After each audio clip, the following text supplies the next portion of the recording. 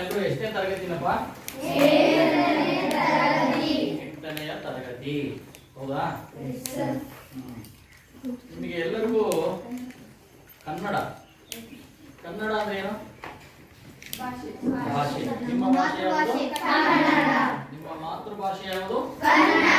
ಕನ್ನಡ. ಯಾವ ರಾಜ್ಯದ ಮಾತೃಭಾಷೆ? ಕರ್ನಾಟಕದ ಮಾತೃಭಾಷೆ. ನೀವೆಲ್ಲರೂ ಕನ್ನಡ ಮಾಧ್ಯಮದಲ್ಲೇ ಅಭ್ಯಾಸ ಮಾಡ್ತೀರಲ್ವಾ? ಈ ಕನ್ನಡ ಅನ್ನೋದ್ರ ಬಗ್ಗೆ ಹಾಡುಗಳು ಬಹಳ ಜನ ಬರ್ತಾರೆ, ಕವಿಗಳು ಅಲ್ವಾ? ಕವಿಗಳು ಬರ್ತಾರೆ, ಸಿನಿಮಾ ಹಾಡುಗಳು ಅದಾವು ಅಲ್ವಾ? ಕೇಳಿದಿರಲ್ಲ? ಯಾವ್ದಾದ್ರು ಒಂದು ಹಾಡು ಗೊತ್ತಾ ಕನ್ನಡ ಬಗ್ಗೆ? ಗೊತ್ತಾ? ಹೇಳ್ತೀಯಾ? ಅಲ್ವಾ? ಕನ್ನಡ ಬನ್ನಿ ನಮ್ಮ ಸಂಗಡ, ಅದು ಒಂದು ಹೇಳಿಕೆ. ಹುಟ್ಟಿದರೆ ಕನ್ನಡ ನಾಡು. ಹೇಳ ನಾನೊಂದು ಲೈನು. ಹುಟ್ಟಿದರೆ ಕನ್ನಡ ನಾಡಲ್ಲಿ ಹುಟ್ಟಬೇಕು, ಮೆಟ್ಟಿದರೆ ಕನ್ನಡ ನಾಡ ಮೆಟ್ಟಬೇಕು. ಬದುಕಿದು ಜಟಕ ಬಂಡಿ, ಇದು ವಿಧಿಯೋಡಿಸುವ ಬಂಡಿ. ಬದುಕಿದು ಜಟಕ ಬಂಡಿ, ಇದು ಅಲೆದಾಡಿಸುವ ಬಂಡಿ. ಯಾರು ಹೇಳಿದಾರೆ ಈ ಹಾಡು? ಡಾಕ್ಟರ್ ರಾಜ್ಕುಮಾರ್. ಹಂಗೆ ಮತ್ತೆ ಇನ್ನೊಂದು ಹಾಡು ಹೇಳಿ.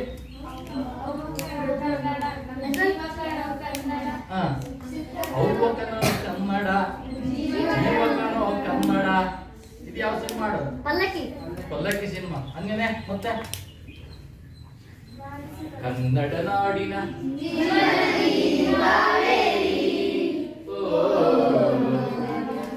ಅವರೇ ಮತ್ತೆ ಯಾವ ಬಾರಿಸು ಕನ್ನಡ ಡಿಂಡಿಮ ಓ ಕರ್ನಾಟಕ ಬಾರಿಸು ಕನ್ನಡ ಡಿಂಡಿಮ, ಬಾರಿಸು ಕನ್ನಡ ಡಿಂಡಿಮ. ಸತ್ತಂತಿಹರನು ಬಡಿದೆ ಚರಿಸು, ಕಚ್ಚಾಡುವರನು ಕುಡಿಸಿ ಮರಿಸು.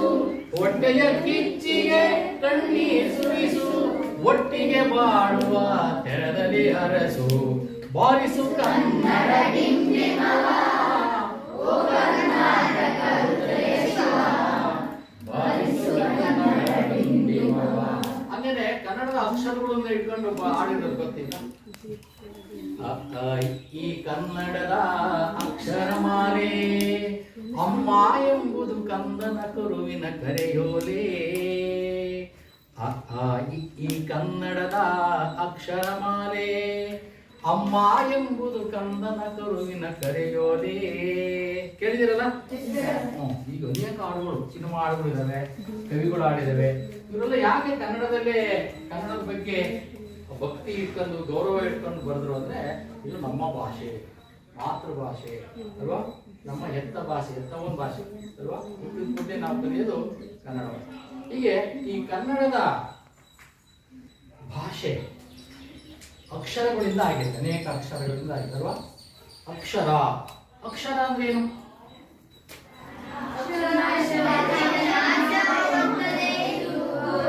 ಅಕ್ಷರ. ಕ್ಷರ ಅಂದ್ರೆ ಏನು? ಅಕ್ಷರ ಅಂದ್ರೆ ನಾಶ ಹೊಂದದೆ ಇರುವುದು ಅಂತ ಅರ್ಥ. ಅರ್ಥ ಆಯ್ತಾ? ಬರೀ ಕನ್ನಡ ಅಕ್ಷರ ಅಷ್ಟೇ ಅಲ್ಲ, ಎಲ್ಲಾ ಭಾಷೆ. ಇಡೀ ಪ್ರಪಂಚದಲ್ಲಿ ಸುಮಾರು 4,500 ಭಾಷೆ ಇದಾವಂತೆ. ಎಲ್ಲ ಕನ್ನಡ, ಇಂಗ್ಲಿಷು, ಹಿಂದಿ, ಗಣಿತ, ಮಲಯಾಳಿ ಅಲ್ವಾ, ಹಿಂದಿ ಎಲ್ಲ, ತೆಲುಗು, ತಮಿಳು, ಜರ್ಮನ್ ಭಾಷೆ ಆಗಿರ್ಬೋದು, ಜಪಾನ್ ಭಾಷೆ ಇರ್ಬೋದು, ಚೀನಾ ಭಾಷೆ ಇರ್ಬೋದು, ಎಲ್ಲವೂ ಅಕ್ಷರಗಳಿಂದ ಆಗಿದೆ ಅಲ್ವಾ? ಅಕ್ಷರ ಅಂದ್ರೆ ಅಳಿಸಿದ್ರೆ ನಾಶ ಬಂದ್ಬಿಡುತ್ತಲ್ಲ, ಹಂಗಲ್ಲ. ಅಕ್ಷರ ಅಂದ್ರೆ ಪುರಾತನದಿಂದಲೂ ಸಾವಿರಾರು ವರ್ಷದಿಂದ ಅಕ್ಷರಗಳನ್ನ ಗುರುತಿಸಿದ್ದೀವಿ. ನಾವು ಮಾತಾಡೋ ಮಾತುಗಳನ್ನ ನಾವು ಅಕ್ಷರ ರೂಪದಲ್ಲಿ, ಲಿಪಿ ರೂಪದಲ್ಲಿ ಬರೀತಾ ಹೋಗ್ತೀವಿ. ಕನ್ನಡದಲ್ಲಿ ಒಟ್ಟು ಎಷ್ಟು ಅಕ್ಷರಗಳಿದಾವೆ? ಎಷ್ಟಿದಾವೆ? 49 ಅಕ್ಷರಗಳು ಇದ್ದಾವೆ. ಕಲ್ತಿದ್ದೀರಲ್ಲ ನೀವು? ಎಷ್ಟನೇ ವರ್ಷದಿಂದ ಅಕ್ಷರಗಳನ್ನು ಕಲಿತಾ ಬಂದಿದ್ದೀರಿ? 1ನೇ ತರಗತಿಯಿಂದ ಕಲ್ತ ಬಂದಿರಲ್ವಾ? ಹಂಗಾದ್ರೆ ಆ ಅಕ್ಷರಗಳನ್ನ ವಿಭಾಗ ಮಾಡಿ ಹೇಳಕ್ ಬರುತ್ತಾ? ಕನ್ನಡ ವರ್ಣಮಾಲೆ ಅಂತ ಹೇಳ್ತೀರಲ್ವಾ? ವರ್ಣ ಏನು? ವರ್ಣ ಅಂದ್ರೆ ಬಣ್ಣ. ಅಕ್ಷರ. ವರ್ಣ ಅಂದ್ರೆ ಬಣ್ಣನೂ ಆಗುತ್ತೆ. ಇಲ್ಲಿ ವರ್ಣ ಅಂದ್ರೆ ಅಕ್ಷರ, ವರ್ಣಮಾಲೆ, ಅಕ್ಷರಮಾಲೆ ಅಂತ ಕರಿತೀವಿ. ನಾವು ಕನ್ನಡ ವರ್ಣಮಾಲೆಯನ್ನ ಎಷ್ಟು ವಿಭಾಗ ಮಾಡ್ತೀವಿ ಪ್ರಮುಖವಾಗಿ? ಮೂರು ವಿಭಾಗ ಮಾಡ್ತೀವಿ. ಮೊದಲನೇದು ಯಾವುದು? ಸ್ವರಗಳು. ಆಮೇಲೆ ಎರಡನೇದು ವ್ಯಂಜನಗಳು.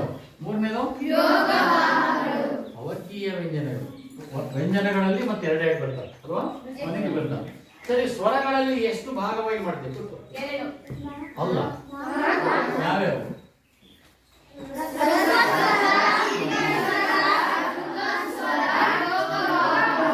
ಹ್ರಸ್ವಸ್ವರ, ದೀರ್ಘಸ್ವರ, ವೃತ್ತಸ್ವರ, ಆಮೇಲೆ ಯೋಗವಾಹಗಳು ಅಂತ ಕರಿತೀವಿ ಅಲ್ವಾ? ಯೋಗವಾಹಗಳು. ಹ್ರಸ್ವಸ್ವರ ಅಂದ್ರೆ ಯಾವ್ಯಾವ ಗೊತ್ತಾ? ಯಾವ?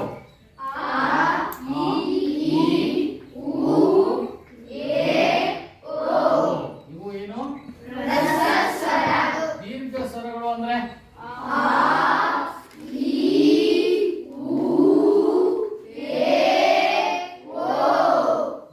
ಇವು ಏನಿವು?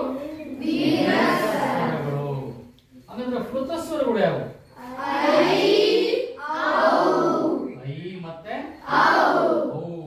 ಸಂಧ್ಯಾಕ್ಷರಗಳು ಅಂತಾನು ಕರಿತೀವಿ. ಆ ನಂತರ ಯೋಗವಾಹಗಳು ಯಾವುವು? ಅಮ್ಮನ್ನ ಏನಂತ ಕರಿತೀವಿ? ವೆರಿ ಗುಡ್, ಅನುಸ್ವಾರ ಅಂತ ಕರಿತೀವಿ. ಆಹಾವನ್ನ ವಿಸರ್ಗನ, ನಿಸರ್ಗನ? ವಿಸರ್ಗ. ನಿಸರ್ಗ ಅಂದ್ರೆ ಏನು? ನಿಸರ್ಗ ಅಂದ್ರೆ ಪ್ರಕೃತಿ, ಪರಿಸರ ಅಂತ ಕರಿತೀವಿ ಅಲ್ವಾ? ಇಲ್ಲಿ ವಿಸರ್ಗ ಅಂದ್ರೆ ಇವೆಲ್ಲ ಏನಾಗಂದ್ರೆ ಕನ್ನಡ ವರ್ಣಮಾಲೆಯಲ್ಲಿ ಸ್ವರಗಳು ಅಲ್ವಾ? ಇನ್ನು ವ್ಯಂಜನಗಳು. ವ್ಯಂಜನಗಳಲ್ಲಿ ಎಷ್ಟು ವಿಧ? ಯಾವ್ಯಾವು? ವರ್ಗೀಯ ವ್ಯಂಜನ. Very good. ಇನ್ನೊಂದು ಅವರ್ಗೀಯ ವ್ಯಂಜನ. ವರ್ಗೀಯ ಮತ್ತೆ ವರ್ಗೀಯ ವ್ಯಂಜನಗಳು ಯಾವ್ಯಾವು? ವರ್ಗೀಯ ವ್ಯಂಜನಗಳೇ ಯಾವ್ಯಾವು?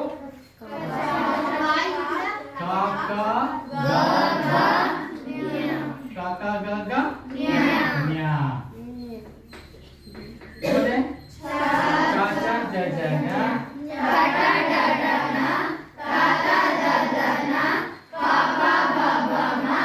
ಇವು ವರ್ಗೀಯ ವ್ಯಂಜನಗಳು. ಎಷ್ಟು ಒಟ್ಟು ವರ್ಗೀಯ ವ್ಯಂಜನಗಳು ಎಷ್ಟಿದಾವೆ? ಒಟ್ಟು ವರ್ಗೀಯ ವ್ಯಂಜನಗಳು 25. ಆ ವರ್ಗೀಯ ವ್ಯಂಜನಗಳನ್ನ ಮತ್ತೆ 3 ಭಾಗ ಮಾಡ್ತೀವಿ ಅಲ್ವಾ? ಯಾವ್ಯಾವ? Very good. ಅಲ್ಪ ಪ್ರಾಣ, ಆಮೇಲೆ ಮಹಾಪ್ರಾಣ, ಆಮೇಲೆ ಅನುನಾಸಿಕ. ಅಲ್ಪ ಪ್ರಾಣಿ ಅಂದ್ರೆ ಏನು? ಅಲ್ಪ ಪ್ರಾಣಿನ ಅಲ್ಪ ಪ್ರಾಣ? ಪ್ರಾಣ ಅಂದ್ರೆ ಉಸಿರು ಅಂತ. ಪ್ರಾಣ ಅಂದ್ರೆ ಉಸಿರು. ಪ್ರಾಣಿ ಅಂದ್ರೆ ಜೀವಿ ಅಲ್ವಾ? ಪ್ರಾಣ ನೋಡ್ರಿ, ಆಮೇಲೆ ಉಸಿರಾಡ್ತಾ ಇರ್ತೀವಲ್ಲ, ಉಸಿರು ಹಿಂಗ ಆಡ್ತಾ ಇರೋದ್ರಿಂದ ನಾವು ಮನುಷ್ಯರು. ಉಸಿರು ನಿಂತೋದ್ರೆ ಅಲ್ವಾ? ಪ್ರಾಣವಾಯು ಅಂತ ಕರೀತಾರೆ. ಪ್ರಾಣವನ್ನು ಉಳಿಸುವಂತಹ, ಇದೆ ಅಂತ ಗುರುತಿಸುವಂತಹ ವಾಯು ಅಲ್ವಾ? ಇಲ್ಲಿ ಅಲ್ಪ ಪ್ರಾಣ ಅಂದ್ರೆ ಸ್ವಲ್ಪ ಪ್ರಾಣ, ಸ್ವಲ್ಪ ಉಸಿರು ತಗೊಂಡು ಉಚ್ಚಾರಣೆ ಮಾಡುವ ಪದಗಳನ್ನ ಅಲ್ಪ ಪ್ರಾಣ ಅಂತೀವಿ. ಹೆಚ್ಚು ಉಸಿರು ತಗೊಂಡು ಮಾಡೋಣ ಮಹಾಪ್ರಾಣ ಅಂತೀವಿ. ಇನ್ನು ಅನುನಾಸಿಕ. ನಾಸಿಕ ಅಂದ್ರೆ ಏನು? ಮೂಗಿನ ಸಹಾಯದಿಂದ ಹೇಳುವ, ಉಚ್ಚಾರಣೆ ಮಾಡುವ ಅಕ್ಷರಗಳನ್ನ ಅನುನಾಸಿಕ. ಹಾಗಾದ್ರೆ ಈ ಅಲ್ಪ ಪ್ರಾಣಗಳು ಅಂದ್ರೆ ಯಾವುವು?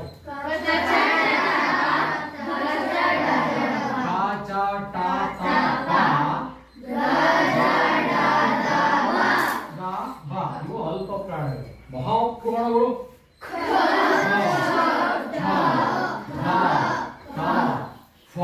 ಅಲ್ವಾ? ಆಮೇಲೆ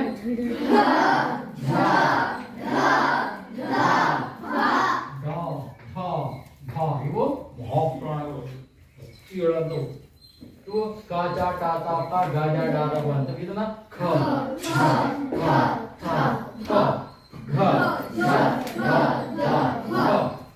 ಅನುನಾಸಿಕ ಯಾವ್ಯಾವ?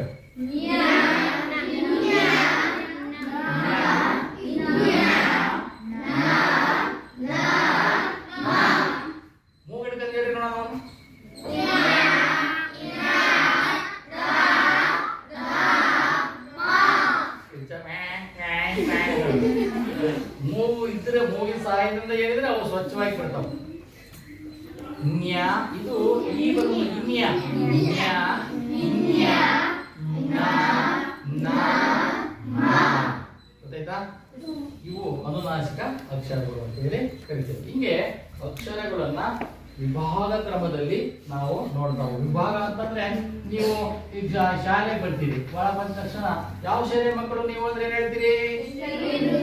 ಯಾವ ಶಾಲೆ ಮಕ್ಕಳು ಅಂದ್ರೆ ಹೇಳ್ತೀರಿ? ಶಾಲೆ ಮಕ್ಕಳು ಅಂತೀರಿ ಪ್ರೇಯರ್ ಮಾಡ್ಬೇಕಾದ್ರೆ. ಆಮೇಲೆ ಯಾವ್ಯಾವ ಸೆಕ್ಷನ್ ಯಾವ ತರಗತಿಯಲ್ಲಿದ್ದೀರಿ ಅಂದ ತಕ್ಷಣ ನಾವು 8ನೇ ತರಗತಿ, 9ನೇ ತರಗತಿ, 10ನೇ ತರಗತಿ ವಿಭಾಗ. ಹಂಗಾದ ತಕ್ಷಣ ಮತ್ ನೋಡಿದ್ರೆ 2 ಭಾಗ ಆಗ್ತೀವಿ, ಹೆಣ್ಣು ಮಕ್ಕಳು ಬೇರೆ ಗಂಡು ಮಕ್ಕಳು. ಮತ್ತು 8ನೇ ಕ್ಲಾಸ್ನಾಗ ಬರ್ತೀವಿ, ಕೂರ್ತೀವಿ, ಕ್ಲಾಸ್ನಾಗ ಕೂತ್ಕೊಂಡು ಕೇಳ್ತೀವಿ. ಇಲ್ಲಿ ಬಂದಾಗ ನಿಂದ್ಯಾವರು ಅಂದ್ರೆ 40 ಜನ ಇದ್ದರು 40 ಊರ ಹೆಸರು ಹೇಳ್ತೀವಿ, ಅಥವಾ ಒಂದು 10 ಊರ ಹೆಸರು ಹೇಳ್ತೀವಿ. ಹಿಂಗೆ ವಿಭಾಗ ಮಾಡ್ತಾ ಹೋದಾಗ ಅದ್ರ ಮೂಲ ಸೂಕ್ಷ್ಮ ತಿಳ್ಕೊಂತ ಹೋಗ್ಬೇಕು ಅಲ್ವಾ? ಹೀಗೆ ಕನ್ನಡ ವರ್ಣಮಾಲೆಗಳನ್ನು ನೀವು ಪೂರ್ತಿ ಬರೆಯೋದಕ್ಕೆ, ಸರಿಯಾಗಿ ಉಚ್ಚಾರಣೆ ಮಾಡಿ ಗುರುತಿಸಲಿಕ್ಕೆ ಬರುವುದು. ಅವಾಗ ಅಕ್ಷರ ಕೂಡಿಸಿದ್ರೆ ಏನಾಗುತ್ತೆ? ಪದ ಆಗುತ್ತೆ. ಅಕ್ಷರ ಕೂಡಿದ್ರೆ ಏನಾಗುತ್ತೆ? ಈ ಅಕ್ಷರಗಳು ನೋಡಿ, ವಿಭಾಗ ಅಂತ ಇದೆ, ಕನ್ನಡ ಅಂತ ಇದೆ, ವರ್ಣಮಾಲೆ ಅಂತ ಇದೆ ಅಲ್ವಾ? ಹಾಗಾದ್ರೆ ಅಕ್ಷರ ಕೂಡಿದ್ರೆ ಏನಾಗುತ್ತೆ?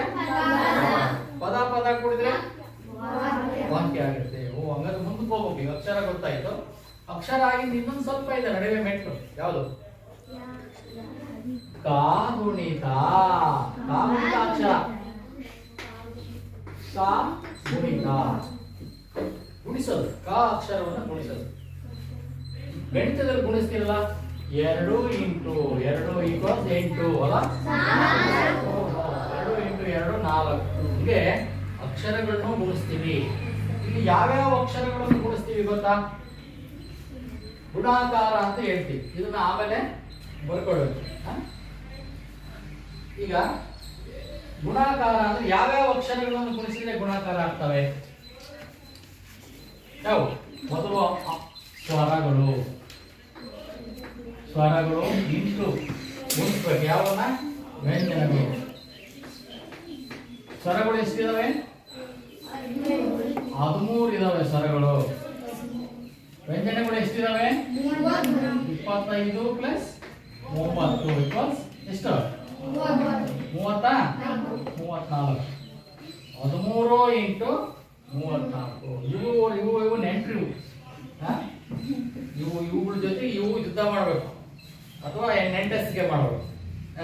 ಇವು ನೆಂಟ್ರ ಹತ್ರ ಅಲ್ವಾ? ಬೀಗರು ಬಿಗ್ತನ ಮಾಡ್ತಾರಲ್ವಾ? ಹಂಗೆ ಇವು ಒಂದು ನೆಂಟ್ರು, ಇವೆಲ್ಲ ಸೇರಿಬಿಟ್ಟು ಕಾಗುಣಿತ ಅಕ್ಷರಗಳು ಆಗ್ತವೆ. ಅರ್ಥಾಗ್ತದೆ ಹೇಳೋದು? ಸ್ವರಗಳು ಇಂಟು ವ್ಯಂಜನಗಳು ಇದುಪಟ್ಟು ಗುಣಿತಾಕ್ಷರಗಳು. ಏನು? ಗುಣಿತಾಕ್ಷರಗಳು ಅಂತ ಕರೀತೀವಿ ಅಲ್ವಾ? ಯಾವ್ಯಾವ ಅಕ್ಷರ ಕೂಡಿದ್ರೆ ಏನೇನು ಬರುತ್ತೆ ಅಂತ ನಿಮ್ಗೆ ಗೊತ್ತಿದೆ. ಕಾಗುಣಿತ ಹೇಳಕ್ ಬರುತ್ತಾ? ಒಬ್ರು ಯಾರು ಹೇಳ್ತೀರಿ? ಕಾಗುಣಿತ ಹೇಳಿ. ಬರಮ್ಮ, ಇಡಿ ಹೇಳಮ್ಮ. ಕತ್ತಲಗಟ್ಟುಕ, ಕಾಕಿರಿಕ, ಕಾಗುಡಿಸುಕಿ, ಕಾಗುಡಿಸಂದಿರ್ಗಾಕಿ, ಕಾಕಂಬೂಕು, ಕಾಕಂದಿರ್ಗಾಕು, ಕಾವಟ್ರು ಸುಳೆಕ್ರು, ಕಾಕೇತು ಆಕೆ, ಕಕೇತು ನಿರ್ಗಾಕೆ, ಕಾಕಾಯ್ತು ಆಕೈ, ಕಾಕೋತು ಆಕೋ, ಕಕೋತು ನಿರ್ಗಾಕೋ, ಕಾಕವತು ಆಕೋ, ಕಾವಡು ಸನಿಕಂ, ಕಾಯಡ್ ಸನಿಕಃ. ಇದೇನಿದು? ಕಾಗುಣಿತ. ಆದ್ರೆ ಕಾಗುಣಿತ ಅಂದ್ರೆ ಹಿಂಗೆ ಹೇಳೋದು. ನೀವೇನು ಹೇಳ್ತೀರಿ? ನಾವು ಸಣ್ಣವರಿದ್ದಾಗ ಹೇಳ್ತಿದ್ವಿ. ಹೆಂಗೆ ಹೇಳ್ತಿದ್ವಿ ಗೊತ್ತಾ? ಕತ್ತಲಗಟ್ಟು ಕತ್ತಗಟ್ಟಿದ್ರೆ ಕಾಗೊಡ್ಸು ಕಗೊಡ್ಸಿದ್ರೆ ಕಾಕಿ ಕಾಗೊಂಬು ಕಗೊಡ್ಸಿಗಾಕು ಕಾಕೆ ಕಾಕೆ ಕಗೊಡ್ಸಿಗಾಕೆ ಕಾಕೈ ಕಾಕೈ ಕಾಕುಂಗಾಕು ಕಾಕಸನೆ ಕಂ ಕಾಯಸನೆ ಕಾ. ಹಿಂಗೆ ಹೇಳ್ತಿದ್ವಿ. ಅದು ಅರ್ಥನೇ ಇಲ್ಲ. ಅದು ಹಂಗೆ ಹೇಳೋದಲ್ಲ. ಕೂತ್ಕೋ. ಹೆಂಗೆ ಹೇಳ್ಬೇಕಪ್ಪ ಅಂದರೆ, ಗುಣಿತಾಕ್ಷರಗಳು ಹೇಳ್ಬೇಕಂದ್ರೆ ಕಾ ಕೆ ತಲಕಟ್ಟು ಕಾ ಹೇಳ್ಕೊಡ್ತೀನಿ. ಹೇಳ್ತೀರಾ? ಕಾ ಕೆ ತಲಕಟ್ಟು ಕಾ, ಕಾ ಕೆ ತಲಕಟ್ಟಿನ ದೀರ್ಘ ಕಾ, ಕಾ ಕೆ ಗುಡ್ಸೋ ಕಿ, ಕಾ ಕೆ ಗುಡ್ಸಿನ ದೀರ್ಘ ಕಿ,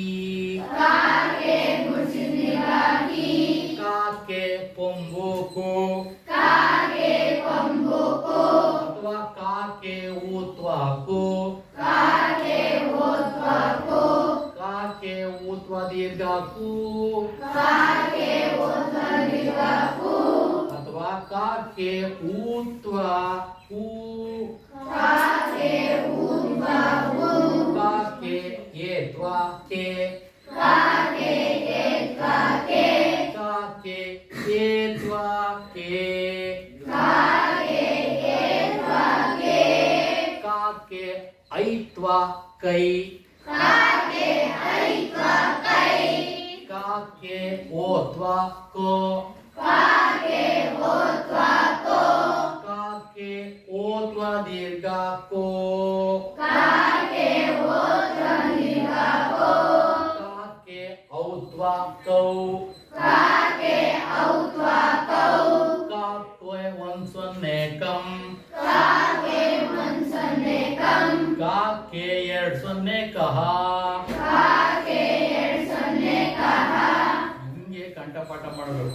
ಯಾವ ಅಕ್ಷರಕ್ಕೆ ಯಾವ ಅಕ್ಷರ ಸೇರ್ಬಿಟ್ಟು ಆಗುತ್ತೆ ಅಂತ ನೀವು ಕಾಕ್ಕೆ ತಲಕಟ್ಟು ಕಾ ಅನ್ನೋದ್ಬಿಟ್ಟು ಕಾ ತಲಗಾಟು ಕಾ ಗಂಡ ಕಟ್ಟಿದ್ರೆ ಕಾ ಅರ್ಥ ಐತೆ ಅದಕ್ಕೆ ನೋಡಿ ಈಗ ಬರೀತೀನಿ, ಅದೇ ಅಕ್ಷರಗಳನ್ನ ಬರೀತೀನಿ, ಅದು ಹೆಂಗ ಅರ್ಥ ಆಗುತ್ತೆ ನೋಡಿ. ಕತ್ತಲಗಟ್ಟು ಕಾ ಅಂತೀವಿ. ಕತ್ತಲಗಟ್ಟು ಕತ್ತಲಗಟ್ಟು ಕಾ ಅಂದ್ರೆ ಕತ್ತಲಗಟ್ಟು ನಾವು ಬರಿಬೇಕಾದ್ರೆ ಏನು ಮಾಡ್ಬೇಕು? ನಿಮ್ಮ ಅಮ್ಮ ಅಕ್ಕಿ ಮಾಡ್ತಿರ್ತತಿ, ಅಕ್ಕಿ ಕಲ್ಲು ಅನಿಸ್ತಾರ, ಕಲ್ಲಾಗ ಅಕ್ಕಿ ಅನಿಸ್ತಾರ, ಹೌದಾ? ಸರಿ, ಅಕ್ಕಿ ಕಲ್ಲು ಅನ್ಸಕ್ಕಾರ ಹಿಂಗ ಆಡ್ತಿದ್ರೆ ಕತ್ಲು ಬಿಡ ಕಣದಲ್ಲಿ ಈ ಕಡೆ ಹಿಂಗ ಕಣ್ಣಗ ಆಡ್ಬಿಟ್ಟು ಅಕ್ಕಿ ಆಡ್ತಾರೆ. ಇಲ್ಲ ಅಂದ್ರೆ ಅಕ್ಕಿಗೆ ಕಲ್ಲು ಬಂದು ಅಂದ ಕಲ್ಲು ಬಂದು ಒಲ್ಲೆ ಕಲ್ಲು ಬಂದು ಪಟ್ರನ್ ಅಂತ ಕಡೆ ಅಲ್ಲೇನಾಗ್ತಿ ಜುಮ್ ಅನ್ನಲ್ಲ ಪಡ್ರ ಮುರಿದೋಗ್ತಾವ ಅಲ್ವಾ? ಸರಿ, ಅದಕ್ಕೆ ಕತ್ತಲಗಟ್ಟು ಅಲ್ಲ, ಕಾಕೆ ತಲಗಟ್ಟು. ಇದು ತಪ್ಪಿಲ್ಲ. ತಲಗಟ್ಟು ಅಂತ ಬರೀತೀರಲ್ವಾ? ಆದ್ರೆ ಹೆಂಗ್ ಬರೀಬೇಕು ಅಂದ್ರೆ ಕಾಕೆ ಇದಕ್ಕೆ ಕಾ ಇದಕ್ಕೆ ಏನ್ ಕಟ್ಬೇಕು? ತಲಕಟ್ಟು. ಚಿಹ್ನೆ ಏನು? ತಲೆ ಕಟ್ಟು. ತಲೆ ಕಟ್ಟೋದು ಅಂದ್ರೆ ಏನು? ತಲೆ ಕಟ್ಟೋದು. ಪೇಟ ಕಟ್ತಾರಲ್ಲಪ್ಪ, ತಲೆ ಪೇಟ ಕಟ್ತಾರೆ, ಕಿರೀಟ ಕಟ್ತಾರೆ, ನೋಡಿದಿರಲ್ಲ? ಬಹಳ ಜನ ಪೇಟ ಕಟ್ಕೊಂಡರು, ಕಿರೀಟ ಕಟ್ಕೊಂಡರು, ಅವರೆಲ್ಲ ಏನ್ ಮಾಡ್ತಾರೆ?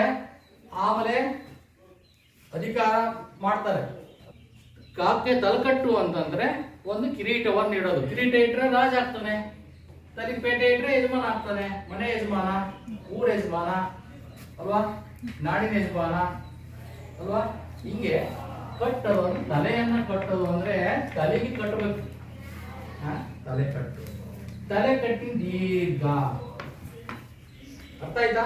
ಅದಕ್ಕೆ ಯಾವ್ಯಾವ ಅಕ್ಷರ ಬರ್ತವೆ ಅನ್ನೋದನ್ನ ಈಗ ನೋಡೋಣ. ಯಾವ್ಯಾವ ಅಕ್ಷರ ಬರ್ತವೆ? ಯಾವ್ಯಾವ ಅಕ್ಷರ ಬರ್ತವೆ? ಮೊದಲು ಏನ್ ಬರ್ತವೆ? ಸ್ವರಗಳು ಬರ್ತವೆ. ಸ್ವರಗಳು ಯಾವ್ಯಾವು? ಆ, ಆ, ಈ, ಅಲ್ವಾ? ಆಮೇಲೆ ರೂ ಬರುತ್ತಲ್ವಾ? ರೂ. ಐ ಸಾರಿ, ಐ ಓ, ಆಮೇಲೆ ಓ, ಆಮೇಲೆ ಇವಕ್ಕೆ ನಾವು ಉದಾಹರಣೆಗೆ ಒಂದು ಅಕ್ಷರ ತಗೊಳ್ತೀವಿ. ಯಾವುದು? ಕ ಅಕ್ಷರ. ಮೊದಲನೇ ಕ ಪ್ಲಸ್ ಆ ತಲಕಟ್ಟು ಕ. ಕ ಪ್ಲಸ್ ಆ ತಲಕಟ್ಟಿನ ದೀರ್ಘ ಕ. ಅರ್ಥ ಆಯ್ತಾ? ಕ ಅಂದ್ರೆ ವ್ಯಂಜನ. ವ್ಯಂಜನ ಅಂದ್ರೆ ಅರ್ಧಾಕ್ಷರ. ವ್ಯಂಜನ ಪ್ಲಸ್ ಸ್ವರ ಸೇರ್ಬಿಟ್ಟು ಕಾಗುಣಿತ ಅಕ್ಷರ ಆಗುತ್ತೆ. ಕ ಪ್ಲಸ್ ಈ ಗುಡಿಸು ಅಂತ ಹೇಳ್ತೀವಿ, ಹಿಂಗ್ ಬರಿತೀವಿ ಕಿ ಅಲ್ವಾ?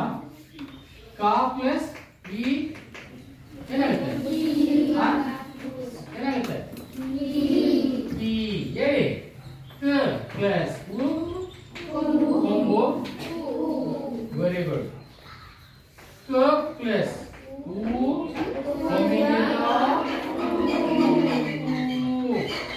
ಅಲ್ವಾ? ಇದು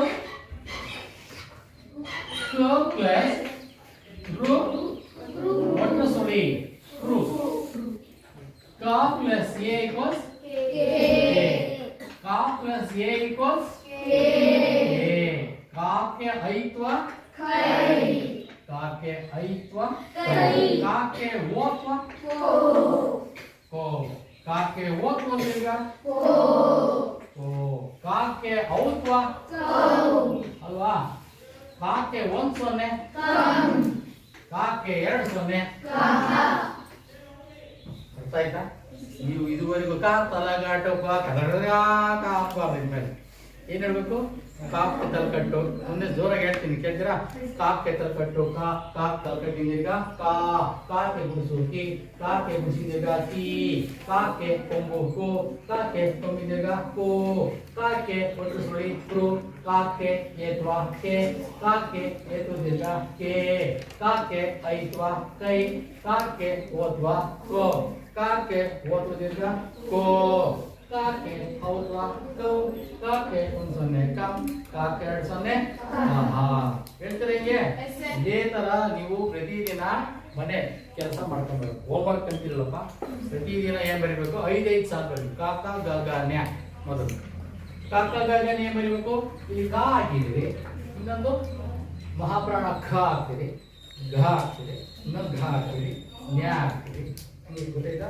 ಈ ವಸ್ತು 34 ಅಕ್ಷರಗಳನ್ನು ಕೂಡ ನೀವೇನ್ ಮಾಡ್ಕೊಂಡು 5 ಬರಬೇಕು ಅವಾಗ ಕನ್ನಡ ಪ್ರತಿದಿನ ಹೋಮ್ವರ್ಕ್ ಏನಂದ್ರೆ ವಿಭಾಗ ಕ್ರಮದಲ್ಲಿ ಆ ಬರೆಯೋದು ಆಮೇಲೆ ಇನ್ನೊಂದು ಕಾಗುಣ ತಗೋದು 5 ಸಾಲು ಕಾಗುಣ ತಗೋದು ಇಷ್ಟನ್ನು ನೀವು ದಿನ ಹೋಮ್ವರ್ಕ್ ಮಾಡ್ಕೊಂಡ್ರೆ ನಿಮಗೆ ಅಕ್ಷರಗಳು ಗುರುತಿಸಕ್ ಬರ್ತಾವೆ ಈ ನೋಡಿದ ತಕ್ಷಣ ಇದು ಇಂಥ ಅಕ್ಷರ ಅಂತ ಕಣ್ಣಿಗೆ ಗೊತ್ತಾಗುತ್ತೆ ಕಣ್ಣಿಗೆ ಗೊತ್ತಾದ ತಕ್ಷಣ ಕಿವಿ ಹೇಳ್ಬೇಕು ಇದಕ್ಕೆ ಏನಂತ ಹೇಳ್ತಾರೋ ಅಂದಾಗ ಕಾ ಅಂತಾರೆ ಕಾ ಅನ್ನೋ ಶಬ್ದ ಹೆಂಗಿರ್ತದೆ ಕಾ ಇನ್ನೊಂದು ಕಾಕ್ ದೀರ್ಘ ಕಾ ಯಾವ ಪ್ರಾಣಿ ಕಾ ಅಂತತಿ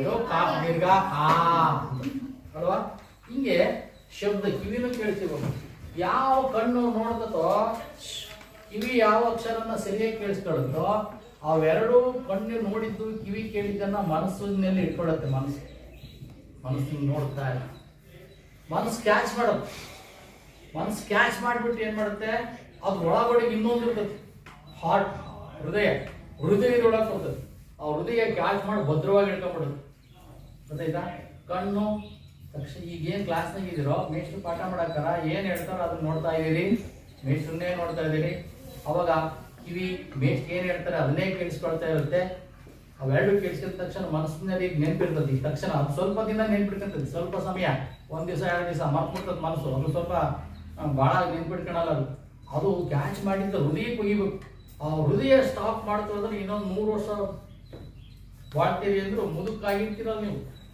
ಅಜ್ಜಿ ನಿಮ್ಗೆ 8ನೇ ಕ್ಲಾಸ್ನಾಗೆ ಅಕ್ಷರ ಅಂತ ಹೇಳ್ಕೊಡೋದ್ರ ಅಂತಲ್ಲ ಹೇಳು ಅಂದ್ರೆ ಅಯ್ಯೋ ಹೇಳ್ತೀನಿ ಕೇಳೋ ನಾವು ಮೊದಲು ಕತ್ತಲ ಗಟ್ಟು ಅಂತಿದ್ವಿ ಆ ಯಪ್ಪ ಮೇಸ್ತ್ರಿ ಹೇಳ್ಕೊಟ್ಟಿದ್ರು ಕಾಕ್ ತಲಕಟ್ಟು ಕಾಕ್ ತಲಕಟ್ಟಿಂದಿರ್ಗ ಕಾ ಹೇಳಿದ್ದೆ ಅಂತ ನೆನ್ಪಿಟ್ಕೊಂತೀರಲ್ಲ ಯಾರು ಈ ಕಣ್ಣು ಕಿವಿ ಮನಸ್ಸು ಹೃದಯ ತೆರೆದು ಪಾಠ ಕೇಳ್ತಿರೋ ಅವ್ರು ಮತ್ತೆ ಪುಸ್ತಕ ಓದೋದೇ ಬೇಕಿಲ್ಲ ಪುಸ್ತಕದ ವಿದ್ಯೆಯನ್ನ ಮಸ್ತಕಕ್ಕೆ ಬಿಡ್ಕೋಬೇಕು ಮಸ್ತಕ ಅಂದ್ರೆ ತಲೆ ಅಂದ್ರೆ ಓಡ್ ಮಾಡಿ ಒಳಗೆ ತುಕ್ಕದ ಪುಸ್ತಕನ ಅದು ಯಾವ್ದ್ರ ಮುಖಾಂತರ ಒಬ್ರು ಯಾರ ಮುಖಾಂತರ ಕಣ್ಣು ನೋಡ್ಬೇಕು ಕಿವಿ ಕೇಳಿಸ್ಕೋಬೇಕು ಮನಸಾರೆ ಅದನ್ನ ಇಷ್ಟಪಡ್ಬೇಕು ಇಷ್ಟ ಆಗಿದ್ದನ್ನ ಒಳಗೆ ಕೊಡ್ತೀವಿ ಅಲ್ವಾ ನಮಗೆ ಇಷ್ಟ ಆದ ವಸ್ತುಗಳು ಮನೆಗೆ ಇಟ್ಕೊಂತೀವಿ ಬೇಡ ಇಲ್ದವೇ ಮಾಡ್ತೀವಿ ಆರಾಧಿಸಿ ಹಾಕ್ತೀವಿ ಅಲ್ವಾ ಮೊಬೈಲ್ ಹಂಗೆ ಅಲ್ವಾ ವಿಡಿಯೋ ಮಾಡ್ತೀವಿ ಫೋಟೋ ಏನೋ ಬಾಲಿವುಡ್ ಕಂತೀವಿ ಬೇಕಾದವ ಇಟ್ಕೊಂಡು ಇನ್ನಿಂದ ಡಿಲೀಟ್ ಮಾಡ್ತೀವಲ್ವಾ ಆಮೇಲೆ ಒಳ್ಳೆ ಸ್ಟೋರ್ ಮಾಡಿಟ್ಟು ಇದು ಇಂಥದ್ದು ಅಲ್ವಾ ಹಿಂಗೆ ಪ್ರತಿ ಕ್ಷಣ ಪ್ರತಿ ತರಗತಿ ಪ್ರತಿ ವಿಷಯ ಪ್ರತಿ ಮೇಷ್ಟ್ರು ಪಾಠ ಮಾಡೋದನ್ನ ಗಮನ ಇಟ್ಟು ನೋಡಿ ಗಮನ ಇಟ್ಟು ಕೇಳಿ ಗಮನ ಇಟ್ಟು ಮನಸ್ಕಾರ ಕೇಳಿ ಹೃದಯ ತುಂಬಿಕೆ ಅಂದರೆ ನೀವು ಯಾವ ಪ್ರಶ್ನೆ ಕೇಳಿದ್ರು ಉತ್ತರ ಚಟಪಟ ಹೇಳ್ಬಿಡ್ತೀವಿ ಹೇಳಕ್ ಬರುತ್ತೆ ಬರೆಯಕ್ಕೂ ಬರುತ್ತೆ ಅಲ್ವಾ ಯಾವಾಗಂದ್ರೆ ಅಕ್ಷರಗಳನ್ನು ಗುರುತಿಸ್ಬೇಕು ನೀವು ಹೌದು ಅಕ್ಷರ ಸೇರಿಸ್ಬಿಟ್ಟು ಪದ ಮಾಡಕ್ ಬರುತ್ತೆ ಪದ ಸೇರಿಸಿ ವಾಕ್ಯ ಮಾಡಕ್ ಬರುತ್ತೆ ಅಲ್ವಾ ಹಂಗಂದ್ರೆ ಈಗ ಅಕ್ಷರ ಅಂದ್ರೆ ಏನು ಗೊತ್ತಾಯ್ತು ಕಾಗುಣಿತ ಅಂದ್ರೆ ಏನು ಗೊತ್ತಾಯ್ತು ಇವೆರಡು ಟೂಲ್ಸ್ ಅಸ್ತ್ರಗಳು ಅಲ್ವಾ ಸ್ಪ್ಯಾನರ್ ಇದ್ದಂಗೆ ಒಂದು ಕಟಿಂಗ್ ಪ್ಲೇಯರ್ ಒಂದು ಸ್ಪ್ಯಾನರ್ ಇದ್ದಂಗೆ ಅಲ್ವಾ ಈಗ ಏನಾದ್ರು ಒಂದು ಸ್ಕ್ರೂ ಬಿಚ್ಚು ಅಂದ್ರೆ ಏನು ಕೈ ಬಿಚ್ಚಕ್ ಬರುತ್ತಾ ಅದೇನ್ ಮಾಡ್ಬೇಕು ಸ್ಕ್ರೂ ಬಿಚ್ತೀವಿ ಅದಕ್ಕೂ ಬಿಡ್ಲಿಲ್ಲ ಸ್ಲಿಪ್ ಆಗತ್ತೆ ಅಂದ್ರೆ ಈ ಕಡೆ ಕಟಿಂಗ್ ಪ್ಲೇಯರ್ ಇಟ್ಕೊಂಡು ಅಲ್ವಾ ಟೂಲ್ಸ್ ಹೆಂಗ್ ಬಳಸ್ತೀವೋ ಹಂಗೆ ನಾವು ಮುಂದೆ ಪದ ಅಂದ್ರೆ ಏನು, ವಾಕ್ಯ ಅಂದ್ರೆ ಏನು, ವ್ಯಾಕರಣ ಅಂದ್ರೆ ಏನು, ಛಂದಸ್ಸು ಅಂದ್ರೆ ಏನು, ಇವುಗಳ ಮುಖಾಂತರ ಒಳಗಡೆ ಹೋಗ್ತಾ ಹೋಗ್ತೀವಿ. ಅದ್ಭುತವಾದದ್ದು ಒಳಗಡೆ ಅಲ್ವಾ, ಎಲ್ಲ ತಿಳ್ಕೋಬೇಕು. ವ್ಯಾಕರಣ, ಗದ್ಯವನ್ನು ಅರ್ಥ ಮಾಡ್ಕೊಳ್ತೀರಿ ಎದರ ಮುಖಾಂತರ, ವ್ಯಾಕರಣದ ಮುಖಾಂತರ. ಗದ್ಯವನ್ನು ಎದರ ಮುಖಾಂತರ ಇದು ಮಾಡಿ ತಿಳ್ಕೊಳ್ತೀವಿ, ವ್ಯಾಕರಣ. ಹಾಗೇನೆ ಪದ್ಯವನ್ನ ಛಂದಸ್ಸು ಮುಖಾಂತರ ತಿಳ್ಕೊಂತೀವಿ. ಸಂಧಿಗಳು, ವಾಕ್ಯಗಳು ಅಂದ್ರೇನು, ವಾಕ್ಯದಲ್ಲಿ ಎಂತ ನಮೂನೆ ಇದ್ದಾವೆ, ಅರ್ಥ ಆಗುತ್ತಾ? ಹೀಗೆ ಇವನ್ನೆಲ್ಲವನ್ನು ಗದ್ಯದಲ್ಲಿ ತಿಳ್ಕೊಂಡು ವಾಕ್ಯ ಮಾಡ್ತೇವೆ. ಇದರಲ್ಲಿ ಕಂದ ಪದ್ಯ, ಷಟ್ಪದಿ, ವೃತ್ತಗಳು, ರಗಳೆಗಳು ಅಂತ ಎಲ್ಲ ತಿಳ್ಕೊಂತೀವಲ್ಲ. ಅವು ಎಂತ ರಗಳೆ, ಅದನ್ನ ಹೆಂಗ್ ಗುರುತಿಸೋದು ಅಂದ್ರೆ ಅದಕ್ಕೆ ಈ ಮಾಪನ ಹಿಡ್ಕೊಂಡು ಪದ್ಯಗಳನ್ನು ಗುರುತಿಸ್ತೀವಿ. ಇದನ್ನ ಹಿಡ್ಕೊಂಡು ಕಲಿತೀವಿ. ಅರ್ಥ ಆಯ್ತಾ? ಹಂಗಾದ್ರೆ ಈಗ ನೀವು ಏನೇನ್ ತಿಳ್ಕೊಂಡ್ರಪ್ಪ ಇದುವರೆಗೂ? ಮೊದಲು ಏನ್ ತಿಳ್ಕೊಂಡ್ರಿ? ಅಕ್ಷರಗಳನ್ನು ತಿಳ್ಕೊಂಡ್ರಲ್ಲ. ಯಾವ ಅಕ್ಷರಗಳು? ಹಿಂದಿ ಅಕ್ಷರಗಳ ಕನ್ನಡ ವರ್ಣಮಾಲೆ ತಿಳ್ಕೊಂಡ್ರಿ. ಕನ್ನಡ ವರ್ಣಮಾಲೆಯಲ್ಲಿ ಪ್ರಮುಖವಾಗಿ ಎಷ್ಟು ಭಾಗ ಇದಾವೆ ಅಂತ ತಿಳ್ಕೊಂಡ್ರಿ? 3 ಭಾಗ. ಯಾವ್ಯಾವು?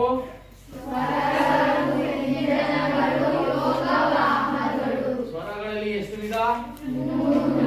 ಯಾವ್ಯಾವು? 4 ವಿಧ. ಯಾವ್ಯಾವು?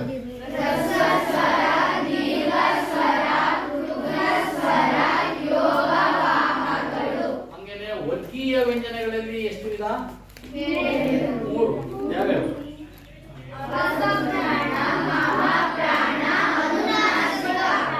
ಅಲ್ಪ ಪ್ರಾಣ, ಮಹಾಪ್ರಾಣ, ಹಾಗೇನೆ ಕೊನೆಗಿರವು 9 ಏನವು? ವರ್ಗೀಯ ವ್ಯಂಜನಗಳು ಅಲ್ವಾ? ವರ್ಗೀಯ ಅವರ್ಗೀಯ ಅಂತ ಯಾಕೆ ಹೇಳ್ತಾರೆ ಅಂದ್ರೆ, ವರ್ಗೀಯ ಅಂದ್ರೆ ವರ್ಗ ಮಾಡ್ಲಿಕ್ಕೆ ಬರ್ತಾವ ನೋಡಿ. ಕಾ ಚಾಟ ತಾಪ ಕಾ ಚಾಟ ವರ್ಗ ಮಾಡಕ್ ಬರ್ತಾವ ಬಾಯಿಗೆ. ಅವು ಒಂದೊಂದು ಭಾಗದಿಂದ ಒಂದೊಂದು ಉತ್ಪಾದನೆ ಆಗ್ತಾವ. ಆಮೇಲೆ ಹೇಳ್ತೀನಿ ಯಾರ ಲಾಭ ನೋಡಿ. ಅವರ್ಗೀಯ ಒಂದಿಗೆ ಆಗೋದು ಒಂದದ್ರ ಒಂದತ್ರ ಅಲ್ವಾ? ಯಾರ ಲಾಭ ಶೇಷ ಹಾಡ ಒಂದಿದ್ದಂಗೆ ಒಂದಿಲ್ಲ, ಒಂದಿದ್ದಂಗೆ ಒಂದು ಉಚ್ಚಾರಣೆ ಮಾಡಕ್ಕಾಗಲ್ಲ. ಅದು ಅವರ್ಗೀಯ. ಇದಾದ ಮೇಲೆ ಸ್ವರಗಳು ಮತ್ತು ಕೆಳಗಿನ ವ್ಯಂಜನಗಳನ್ನು ಕೂಡಿಸಿದ್ರೆ ಏನ್ ಬರ್ತವೆ ಅಂತ ಹೇಳಿ? ಕಾಗುಣಿತ ಅಕ್ಷರ. ಏನು? ಸರಿ, ಈಗ ನಾವು ಆ ಕಾಗುಣಿತ ಅಕ್ಷರಗಳನ್ನು ತಗೊಂಡು ಏನ್ ಮಾಡ್ಬೇಕು? ಅಕ್ಷರ ಸೇರಿ ಏನಾಗುತ್ತೆ? ಪದ. ಪದಕ್ಕೆ ಇನ್ನೊಂದು ಏನಂತ ಕರಿತೀವಿ? ಶಬ್ದ ಸೇರಿ ಏನಾಗುತ್ತೆ? ವಾಕ್ಯ ಅಲ್ವಾ? ವಾಕ್ಯ ಎಂದರೇನು? ಇಂಗ್ಲಿಷ್ ಕೇಳ್ತಾರಲ್ಲ, sentence. What is then sentence ಅಂತ ಕೇಳ್ತಾರೆ. ಸೆಂಟೆನ್ಸ್ ಈಸ್ ಎ ಸೊಂಟಿ ಪುಡಿ, ನೆಗಡಿ ಬಂದಾಗ ಅಕ್ಕನ್ ಪುಡಿ, ಪರೀಕ್ಷೆ ಬಂದಾಗ ಪಲ್ಟಿ ಹೊಡಿ. ಹೌದಾ? ಅಲ್ಲ, ಯಾರಿಗೆ ಅರ್ಥ ಆಗಲ್ವೋ ಅವ್ರು ಏನ್ ಮಾಡ್ತಾರೆ? ಸೆಂಟೆನ್ಸ್ ಈಸ್ ಎ ಸೊಂಟಿ ಪುಡಿ ಅಂತಾರೆ. ಹೌದಾ? ಸೊಂಟಿ ಪುಡಿ ತಗೊಂಡು ಏನ್ ಮಾಡಕಪ್ಪ? ನೆಗಡಿ ಬಂದ್ರೆ ಅಕ್ಕನ್ ಕುಡಿಬೇಕು, ಪರೀಕ್ಷೆ ಬಂದ್ರೆ ಏನ್ ಮಾಡ್ಬೇಕ್ರಿ? ಪಲ್ಟಿ ಹೊಡಿ. ತಮಾಷೆಗೆ ಹೇಳ್ತಾರೆ. ಇದನ್ನ ನೆನ್ಪಿಟ್ಕೊಂಡ್ಬಿಡ್ತೀರಿ. ಇದನ್ನ ಹೆಂಗ್ ನೆನ್ಪಿಟ್ಕೊಳ್ತೀರೋ, ನಿಮ್ಗೆ ಇಷ್ಟವಾದ ಸಾಲುಗಳು, ಖುಷಿಯಾಗಿ ನಗುವಂತ ಮಾತುಗಳನ್ನ ಹೆಂಗ್ ನೆನ್ಪಿಟ್ಕೊಂತೀರೋ ಹಂಗೆ ವ್ಯಾಕರಣದ ಸಾಲುಗಳು ನೆನ್ಪಿಟ್ಕೊಂಡ್ಬಿಡ್ತಾವೆ. ವಾಟ್ ಈಸ್ ಸೆಂಟೆನ್ಸ್ ಅಂದ್ರೆ 7ನೇ ಕ್ಲಾಸ್ ಹೇಳ್ಕೊಟ್ಟಾರಲ್ಲ ನಿಮಗೆ. Sentence is A group of words which gives full meaning is called as sentence ಅಂತ ಹೇಳ್ತಾರೆ ಇಂಗ್ಲಿಷ್ನಲ್ಲಿ. ಅಲ್ವಾ? ಎಲ್ಲಾ ಭಾಷೆಗೂ ಅದನ್ನೇ ಹೇಳ್ತಾರೆ. ಏನಪ್ಪ ಅಂದ್ರೆ ಅಕ್ಷರ ಸೇರಿದ್ರೆ ಪದ ಆಗ್ತದೆ ಅಂದ್ವಿ. ಹಂಗಂದ್ರೆ ಇದನ್ನೇ ಉಲ್ಟಾ ಬರಿತೀನಿ ನಾನು. ಈಗ ಹಂಗಾದ್ರೆ ಅಕ್ಷರ ಸೇರಿಸ್ಬಿಟ್ಟೆ ನಾನು, ಹಂಗಾದ್ರೆ ಪದ ಆಯ್ತಾ? ಇದೇನಿರ್ಬೋದ್ರಿ? ರಕ್ಷಃ. ಪದನ ಇದು ಅಲ್ಲ. ಹಂಗಾದ್ರೆ ಏನ್ ಮಾಡ್ಬೇಕು? ಕ್ರಮಬದ್ಧವಾಗಿ ಜೋಡಿಸ್ಬೇಕು. ಕ್ರಮಬದ್ಧವಾಗಿ ಜೋಡಿಸ್ಬೇಕಂದ್ರೆ ಯಾವಾಗ? ಈ ಕೊನೆಗಿರೋದನ್ನ ಆ ಬರಿಬೇಕು, ಶಾ ಬರಿಬೇಕು, ಆ ಬರಿಬೇಕು. ಈಗ ಅಕ್ಷರ ಅಂದ್ರೆ ಕ್ರಮಬದ್ಧವಾಗಿ ಜೋಡಿಸಲ್ಪಟ್ಟ. ಕ್ರಮಬದ್ಧವಾಗಿ ಜೋಡಿಸ್ಬೇಕು. ಆಮೇಲೆ ಏನ್ ಅರ್ಥ ಕೊಡ್ಬೇಕು? ಸಂಪೂರ್ಣ ಅರ್ಥ ಕೊಡ್ಬೇಕು. ಏನೇಳಿ? ಸಂಪೂರ್ಣ ಅರ್ಥ ಕೊಡುವ ಅಕ್ಷರಗಳ ಗುಂಪಿಗೆ ಪದ ಅಥವಾ ವಾಕ್ಯ ಅಥವಾ ಶಬ್ದ ಅಂತ ಕರೀತಾರೆ. ಪದ ಅರ್ಥ ಆಯ್ತಾ? ಅಕ್ಷರ ಅಕ್ಷರ ಸೇರಿ ಪದ ಆಗ್ತವೆ, ಪದ ಪದ ಸೇರಿ ವಾಕ್ಯ ಆಗುತ್ತೆ. ಅದು ಹೆಂಗ್ ಬೇಕಂಗೆ ಸೇರ್ಸಂಗಿಲ್ಲ, ಕ್ರಮವಾಗಿ ಜೋಡಿಸ್ಬೇಕು. ಅದಕ್ಕೆ ನೆನ್ಪಿಟ್ಕೊಳ್ರಿ, ಹೇಳಿ ನೋಡೋಣ. ಕ್ರಮಬದ್ಧವಾಗಿ ಜೋಡಿಸಲ್ಪಟ್ಟ, ಆಮೇಲೆ ಸಂಪೂರ್ಣ ಅರ್ಥವನ್ನು ಕೊಡುವ ಅಕ್ಷರಗಳ ಗುಂಪಿಗೆ ಪದ ಅಥವಾ ಶಬ್ದ ಎನ್ನುತ್ತೇವೆ. ಅರ್ಥ ಆಯ್ತಾ? ಹಂಗೇನೆ ವಾಕ್ಯ ಅಂದ್ರೆ ಏನು ಅಂದ್ರೆ ಇವನ್ ಕುಡಿಸೋದು, ಪದ ಪದ ಕುಡಿಸೋದು. ಒಂದ್ ಪದ, ಎರಡ್ ಪದ, ಮೂರ್ ಪದ, ನಾಲ್ಕು ಪದ ಸೇರಿಸೋದು. ಅದಕ್ಕೂ ಅದೇ ಬರ್ತದೆ. ವಾಕ್ಯ ಎಂದರೇನು ಅಂದ ತಕ್ಷಣ ಕ್ರಮಬದ್ಧವಾಗಿ ಜೋಡಿಸಲ್ಪಟ್ಟ, ಹೇಳಿ, ಸಂಪೂರ್ಣ ಅರ್ಥ ಕೊಡುವ ಪದ ಅಥವಾ ಶಬ್ದಗಳ ಗುಂಪಿಗೆ ಏನಂತೀವಿ? ವಾಕ್ಯ ಎನ್ನುತ್ತೇವೆ. ಅರ್ಥ ಆಯ್ತಾ? ಈಗ ಅಕ್ಷರ ಅಂದ್ರೆ ಗೊತ್ತಾಗಿತ್ತು, ನಾಶ ಹೊಂದದೇ ಇರೋದು ಅಕ್ಷರ. ಹಂಗಾದ್ರೆ ಅಂತ ಅಕ್ಷರ ಅಕ್ಷರ ಕೂಡಿಸಿದ್ರೆ ಏನಾಗುತ್ತೆ? ಪದ. ಪದ ಹೆಂಗ್ ಬೇಕಂಗ ಸೇರಿಸ್ಬೋದಾ? ಇಲ್ಲ. ಹೆಂಗ್ ಸೇರಿಸ್ಬೇಕು? ಕ್ರಮಬದ್ಧವಾಗಿ ಸೇರಿಸಲ್ಪಡಬೇಕು. ಕ್ರಮಬದ್ಧವಾಗಿ ಸೇರಿಸ್ಬಿಟ್ಟಾಗ ಎಂತ ಅರ್ಥ ಕೊಡುತ್ತೆ? ಸಂಪೂರ್ಣ ಅರ್ಥ ಕೊಡುತ್ತೆ, full meaning. Sentence is A group of words. Sentence ಅಂದ್ರೆ ಶಬ್ದಗಳ ವರ್ಡ್ಸ್ ನ ಗುಂಪು. ಅಂದ್ರೆ ಅದು ಏನ್ ಕೊಡಬೇಕು? ವಿಚ್ ಗಿವ್ಸ್, ಏನ್ ಕೊಡ್ಬೇಕು? ಅದು ಫುಲ್ ಮೀನಿಂಗ್, ಸಂಪೂರ್ಣ ಅರ್ಥ ಕೊಡುವ ಪದಗಳ ಗುಂಪಿಗೆ ವಾಕ್ಯ ಆಗಿರುತ್ತೆ. ಅರ್ಥ ಆಯ್ತಾ? ಈಗ ಇಷ್ಟೇ ಬರ್ಕೋಬೇಕು. ಏನಪ್ಪಾ ಅಂತಂದ್ರೆ ಎರಡು ಪದ ಬರುತ್ತೆ. ಕ್ರಮಬದ್ಧವಾಗಿ ಜೋಡಿಸಲ್ಪಟ್ಟ, ಬರ್ಕೊಂಡಿದ್ದು ಕ್ರಮಬದ್ಧವಾಗಿ ಜೋಡಿಸಲ್ಪಟ್ಟ. ಇನ್ನೊಂದು ಏನು ಉದ್ದೇಶ ಇರಬೇಕು? ಸಂಪೂರ್ಣ ಅರ್ಥ ಕೊಡುವ, ಸಂಪೂರ್ಣ ಅರ್ಥವನ್ನು ಕೊಡುವ ಯಾವಗಳ ಗುಂಪಿಗೆ? ಅಕ್ಷರಗಳ ಗುಂಪಿಗೆ. ಏನಂತ ಕರಿತೀವಿ? ಅಕ್ಷರಗಳ ಗುಂಪಿಗೆ ಏನಂತ ಕರಿತೀವಿ? ಪದ ಎಂದು ಕರೀತೀವಿ. ಗೊತ್ತಾಯ್ತಾ? ಹಂಗೇನೆ ಪದ ಪದ ಸೇರಿಸಿದ್ರೆ ವಾಕ್ಯ. ಇದು ಮಾತ್ರ ನೆನಪಿಡಬೇಕು. ಕ್ರಮಬದ್ಧವಾಗಿ ಜೋಡಿಸಲ್ಪಟ್ಟ ಸಂಪೂರ್ಣ ಅರ್ಥ ಕೊಡುವ ಅಕ್ಷರ ಅಕ್ಷರ ಕೂಡಿಸಿದ್ರೆ ಪದ ಆಗುತ್ತೆ. ಪದ ಪದ ಸೇರಿಸಿದ್ರೆ ಏನಾಗುತ್ತೆ? ಪದ ಪದ ಸೇರಿಸಿದ್ರೆ ಏನಾಗುತ್ತೆ? ವಾಕ್ಯ ಆಗುತ್ತೆ ಅಲ್ವಾ? ಹಿಂಗೆ ಸಂಪೂರ್ಣ ಅರ್ಥವನ್ನು ಕೊಡುವ ಹಾಗೆ ಅವನ್ನ ಸರಿಯಾಗಿ ಉಚ್ಚಾರಣೆ ಮಾಡೋ ಮುಖಾಂತರ ಬರೀಬೇಕು.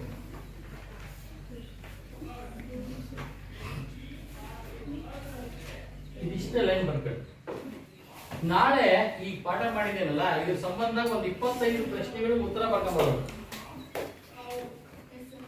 ಆಗುತ್ತಾ? ಇಲ್ಲಿಂದ ಬರ್ಬೇಕಪ್ಪ, ಅಕ್ಷರದಿಂದ ಬರ್ಬೇಕು. ಅಕ್ಷರ ಅಂದರೆ ಏನು ಗೊತ್ತಿರಲ್ಲ? ಹ್ರಸ್ವ ಸ್ವರ ಅಂದರೆ ಏನು, ದೀರ್ಘ ಸ್ವರ ಅಂದರೆ ಯಾವುವು, ಸಂಧ್ಯಾಕ್ಷರಗಳು ಅಂದ್ರೆ ಯಾವುವು, ಅನುನಾಸಿಕ ಅಂದ್ರೆ ಏನು, ಯೋಗವಾಕುಗಳು ಯಾವುವು, ಆಮೇಲೆ ವ್ಯಂಜನಗಳು, ವರ್ಗೀಯ ವ್ಯಂಜನಗಳು, ಅದರಲ್ಲಿ ಅಲ್ಪ ಪ್ರಾಣ, ಮಹಾಪ್ರಾಣ, ಆಮೇಲೆ ಕೊನೆಗೆ ಅವರ್ಗೀಯ ವ್ಯಂಜನಗಳು. ಅಲ್ಲಿ ಒಂದು 10 ಪ್ರಶ್ನೆ ಆಯ್ತು. ಆಮೇಲೆ ಕಾಗುಣಿತದ ಕೊಟ್ಟಿದ್ದು, ಕಾಗುಣಿತದಲ್ಲಿ ಒಂದು ಪ್ರಶ್ನೆಗಳು, ಅವು 5 ಬರೆದ್ಬಿಟ್ರಾಯ್ತು. ಕಾಚಾಟ ತಪ ಕಾಗುಣಿತ ಬರೆದಾಯ್ತು. ಆಮೇಲೆ ಈಗ ಬರ್ತೀರಿ, ಅಕ್ಷರ ಅಂದ್ರೆ ಏನಂತ ಬರೀತೀರಿ, ಶಬ್ದ ಅಥವಾ ಪದ ಅಂದ್ರೆ ಏನಂತ ಬರೀತೀರಿ, ಆಮೇಲೆ ವಾಕ್ಯ ಅಂದ್ರೆ ಏನ್ ಬರೀತೀರಿ. ಇಷ್ಟು ಒಂದು 25 ಪ್ರಶ್ನೆಗೆ ಉತ್ತರ ನಾಳೆ ಬರ್ಕೊಂಡ್ಬರು. ಬರೀತೀರಾ? ನೀವೇ ಪ್ರಶ್ನೆ ಹಾಕೊಂಡು ನೀವೇ ಉತ್ತರ ಬರ್ಕೊಂಡ್ಬರು. ಯಾರಾದ್ರೂ ಒಬ್ರು ಹೇಳ್ತೀರಾ ಅಕ್ಷರ ಅಂದ್ರೆ ಏನು ಅಂತ? ಹೇಳಪ್ಪ ನೀನು. ಅಕ್ಷರ ಎಂದರೆ ಕ್ರಮಬದ್ಧವಾಗಿ ಅಲ್ಲ, ಬರೀ ಅಕ್ಷರ ಅಂದ್ರೆ ಪದ. ಹೇಳು. ಅಕ್ಷರ ಎಂದರೆ ನಾಶ ಹೊಂದದೇ ಇರುವುದು. ವೆರಿ ಗುಡ್, ಗೊತ್ತು. ಹಂಗಂದ್ರೆ ಪದ ಅಂದ್ರೆ ಯಾರು ಹೇಳ್ತಾರೆ? ಹೇಳ್ತೀನಮ್ಮ, ಇವ್ರು ಹೇಳ್ತಾರೆ. ಕ್ರಮಬದ್ಧವಾಗಿ ಜೋಡಿಸಲ್ಪಟ್ಟ ಸಂಪೂರ್ಣ ಅರ್ಥ ಕೊಡುವ ಅಕ್ಷರವನ್ನು ಅಕ್ಷರಗಳ ಗುಂಪಿಗೆ ಪದ ಎನ್ನುವರು. ಪದ ಅಂತ ಕರೀತಾರೆ. Very good. ಹಂಗಂದ್ರೆ ಈ ವಾಕ್ಯ ವಾಕ್ಯ ಅಂದ್ರೆ ಏನು ಅಂತ ಯಾರು ಹೇಳ್ತೀರಿ? ಕೂತ್ಕೋ, ಹೇಳ್ತೀನಮ್ಮ. ಹೇಳು. ಕ್ರಮಬದ್ಧವಾಗಿ ಜೋಡಿಸಲ್ಪಟ್ಟ ಸಂಪೂರ್ಣ ಅರ್ಥವನ್ನು ಕೊಡುವ ಪದಗಳ ಗುಂಪಿಗೆ ವಾಕ್ಯ ಎಂದು ಕರೆಯುತ್ತೇವೆ. ಅರ್ಥ ಆಯ್ತಾ? ಇಷ್ಟು ತಿಳ್ಕೊಂಡ್ಬಿಟ್ರೆ ಎಲ್ಲರೂ ಜಾಣರಾಗುತ್ತೆ. ಭಾಳ ಜನಕ್ಕೆ ಕೂತ್ಕೋ, ವೆರಿ ಗುಡ್, ಕೂತ್ಕೋ. ಭಾಳ ಜನಕ್ಕೆ ಓದಕ್ಕೆ ಬರೆಯಲ್ಲ, ಓದಕ್ಕೆ ಬರಲ್ಲ, ಬರೆಯಕ್ಕೆ ಬರಲ್ಲ. ಯಾಕೆ ಓದಕ್ಕೆ ಬರಲ್ಲ, ಬರೆಯಕ್ಕೆ ಬರಲ್ಲ ಅಂದರೆ, ಉದಾಹರಣೆಗೆ ನಾನು ಇವಳು ನೋಡಿದ ತಕ್ಷಣ ಇವಳು ಹೆಸರು ಹಿಡಿದು ಕರಿಬೇಕು. ನಾನು ಹೆಸರೇನಮ್ಮ? ಕವನ. ಇವಳ ಹೆಸರು ಕವನ ಅಂತಿದ್ರೆ ಅಲ್ಲಿ ಹೋಗಿ ಕವನ ಬಾರಮ್ಮ ಅಂತ ಕರಿತೀವಿ. ಈ ಕವನ ಅಂತೀವಿ, ಶೈಲ ಅಂತೀವಿ, ಸಿದ್ದು ಅಂತೀವಿ, ಏನೋ ಹೆಸರು ಕರಿತೀವಿ. ಅವ್ರು ಯಾರು ಅನ್ನೋದನ್ನ ನಾವು ಸರಿಯಾಗಿ ತಿಳ್ಕೊಳ್ಳಿಲ್ಲ ಅಂದ್ರೆ, ಅವ್ರ ಹೆಸರೇ ಕೇಳಿ ತಿಳ್ಕೊಂಡಿಲ್ಲ ಅಂದ್ರೆ ಅವ್ರ ಹೆಸರು ಹೇಳಕ್ ಬರುತ್ತೆ. ಹೌದು ತಾನೆ? ಅದಕ್ಕೆ ನಾವೇನ್ ಮಾಡ್ಬೇಕು? ಇದು ಎಂತ ಅಕ್ಷರ, ಇದು ಎಂತ ಕಾಗುಣಿತ ಅನ್ನೋದನ್ನ ಗುರ್ತಿಸಕ್ ಬರ್ಬೇಕು. ನೋಡಿದ ತಕ್ಷಣ ಇದು ಇಂಥ ಅಕ್ಷರ, ಇದು ಇಂಥ ಕಾಗುಣಿತ ಅಕ್ಷರ ಅಂತ ಯಾರಿಗೆ ಗುರ್ತಿಸಕ್ ಬರುತ್ತೋ ಅವ್ರಿಗೆ ಬರೆಯಕ್ಕೆ ಬರುತ್ತೆ. ಯಾರಿಗೆ ಬರೆಯಕ್ಕೆ ಬರುತ್ತೋ ಅವ್ರಿಗೆ ಹೇಳಕ್ ಬರುತ್ತೆ. ಯಾರಿಗೆ ಬರೆಯಕ್ಕೆ ಹೇಳಕ್ಕೆ ಬರುತ್ತೋ ಅವ್ರಿಗೆ ಅಕ್ಷರ ಅಕ್ಷರ ಸೇರಿಸಿ ಕಾಗುಣಿತ ಅಕ್ಷರಗಳನ್ನು ಓದ್ಬಿಟ್ಟು ಪದ ಮಾಡ್ತೀವಿ. ಯಾರಿಗೆ ಪದಗಳನ್ನು ಕೂಡ್ಸಕ್ ಬರುತ್ತೋ ಪದ ಸೇರಿಸ್ಬಿಟ್ಟು ವಾಕ್ಯ ಮಾಡಕ್ ಬರುತ್ತೆ. ಅವಾಗ ಪುಸ್ತಕದಲ್ಲಿರೋ ವಾಕ್ಯಗಳನ್ನ ಪಡಪಡ ಹೇಳ್ಕೊಂತ ಹೋಗ್ಬಿಡ್ತೀವಿ ಅಲ್ವಾ? ಅದಕ್ಕೆ ವಾಕ್ಯಗಳನ್ನು ಸರಿಯಾಗಿ ಯಾರಿಗೆ ಓದಕ್ ಬರುತ್ತೋ ಅವಾಗ ಆ ವಾಕ್ಯದಲ್ಲಿರೋ ಅರ್ಥ ಏನು ಅನ್ನೋದು ಅರ್ಥ ಆಗುತ್ತೆ ಅಲ್ವಾ? ಕನ್ನಡ, ಗಣಿತ, ವಿಜ್ಞಾನ, ಸಮಾಜ ಎಲ್ಲವೂ ಕನ್ನಡದಲ್ಲೇ ಇರ್ತಾವ ತಾನೆ? ಹೌದು ತಾನೆ? ಹಂಗಾಗಿ ನೀವು ಅಕ್ಷರಗಳನ್ನು ಚೆನ್ನಾಗಿ ಬರೆಯಕ್ಕೆ ಬರಬೇಕು, ಗುರುತಿಸಕ್ಕೆ ಬರಬೇಕು. ಯಾರು ದಡ್ರು ಅನ್ನೋದೇ ಇರೋದಿಲ್ಲ. ಕೆಲವರು ದಡ್ರಿರ್ತಾರೆ, ನನಗೆ ಓದಕ್ಕೆ ಬರಲ್ಲ, ಓದಪ್ಪ ನೀವು ಇಳ್ಕೊಂಡು ಕುಂತಾನೆ ಓಡ ಕ ಮಾ ಲಾ ಕಮಲ ಕಮಲ ಅಂತ 1ನೇ ಕ್ಲಾಸ್ ಯಾಕೆ ಹೇಳ್ತಾನಂದ್ರೆ ಅಲ್ಲಿಂದ ಇಲ್ಲಿವರೆಗೆ ಅವನು ಇದು ಕಮಲ ಅಕ್ಷರನೇ ಗುರ್ಸಕ್ ಬಂದಿರಲ್ಲ. ಯಾರಿಗೆ ಗುರ್ಸಕ್ ಬರಲ್ಲ ಅವನು ದಂಡ ಕಾಣಿಸ್ತಾರೆ, ಯಾರಿಗೆ ಗುರ್ಸಕ್ ಬರುತ್ತೋ ಅವನು ಜಾಣ ಅಲ್ವಾ? ಅದಕ್ಕೆ ನಿಮಗೊಂದು ಹೋಮ್ವರ್ಕ್ ಈ ಒಂದು ತಿಂಗಳು ಬಿಟ್ಟ ಮೇಲೆ ತೋರ್ಸ ಅಂತ ಬಂದ್ಕೊಡಿ. ಏನಂದ್ರೆ ನಿಮಗೆ ಮನೆಯಲ್ಲಿರೋ ವಸ್ತುಗಳನ್ನ ಹೆಸರು ಬರ್ಕೊಂಬೋದು. ಕರಿತೀರಾ? ಮನೆ ಒಳಗೆ ಮನೆ ಹೋದ ತಕ್ಷಣ ಎಷ್ಟೊಂದು ನಮ್ಮನೆ ಇರ್ತದೆ. ಇದು ಎಂದು ನಮ್ಮ ಮನೆ ಅಂತೀರಿ. ಮನೆ ಹೋದ ತಕ್ಷಣ ನಮ್ಮ ಮನೆ ಅಂಗಳ, ಮನೆ ಹೊಸಕೋಡು ದಾಟ್ತೀರಿ, ಅಲ್ಲಿ ಪಾಗರ ಇರ್ತದೆ, ನಡುಮನೆ ಇರ್ತೈತಿ, ಒಳಗೆ ಹೋದ ಅಡುಗೆ ಮನೆ ಇರ್ತೈತಿ, ಈ ಕಡೆ ದೇವ್ರ ಮನೆ ಇರ್ತೈತಿ, ಆ ಕಡೆಗೆ ಟಾಯ್ಲೆಟ್ ಮನೆ ಇರ್ತೈತಿ, ಅದ್ರಿಗೆ ಹಿಂಗೆ ಹಿಟ್ಲು ಇರ್ತೈತಿ, ಈ ಕಡೆ ದನ ಮನೆ ಇರ್ತೈತಿ, ಏನೇನೋ ಇರ್ತಾವಲ್ವ. ಅದ್ರೊಳಗೆ ಹೋದ್ರೆ ಅಡುಗೆ ಮನೆಗೆ ಹೋಗ್ಬಿಟ್ರು ಅಬ್ಬ ಸಕ್ಕರೆ ಎಲ್ಲ ಟೀ ಪುಡಿ ಸೌದು ಪಾತ್ರೆ ಸ್ಟವ್ ಎಷ್ಟು ನಮೂನೆ ಇರ್ತಾವ. ಹಿಂಗೆ ಒಂದೊಂದು ದಿವಸ ಒಂದೊಂದು ಬರಿತಾ ಹೋಗ್ರಿ. ಒಂದು ಹಳೆ ಎಕ್ಸೈಸ್ ತಗೊಳ್ರಿ, ಅದ್ರಾಗ ಹೋದ್ ಸರಿ 1,500 ಬರ್ಕೊಂಬಂದಿದ್ದು ಒಬ್ರು ಪದ. ಮನೆಗಿರೋ ವಸ್ತುಗಳು ನೀವು ನೋಡಿದ್ದೀರಾ? ನಿಮ್ಮ ಮನೆಗೆ ಎಷ್ಟು ವಸ್ತು ಇರ್ತವೆ ಅಂತ? ಅಪ್ಪ, ಅವ್ವ, ಅಜ್ಜ, ಅಜ್ಜಿಕ ಬೆಂಡಾಲೆ, ಮೂಗ್ಬಟ್ಟು, ಕಾಲುಂಗುರ, ನಿಮ್ಮ ಅಜ್ಜನ ಪೇಟ, ತೆಂಗಿ, ಎಷ್ಟು ನಮೂನೆ ಇರ್ತಾವೆ. ಅವನ್ನೆಲ್ಲ ಬರಿತೀರಾ? 1 ತಿಂಗಳು ಟೈಮ್ ಕೊಡ್ತೀವಿ. ಈ ತಿಂಗಳು ಮುಕ್ತಾಯ ಆಗ್ಬೇಕು.